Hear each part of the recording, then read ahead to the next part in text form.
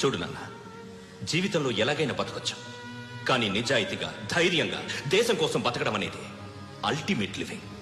Serve the people, die for the country, live like a legend. మేరా భారత్ మహాన్.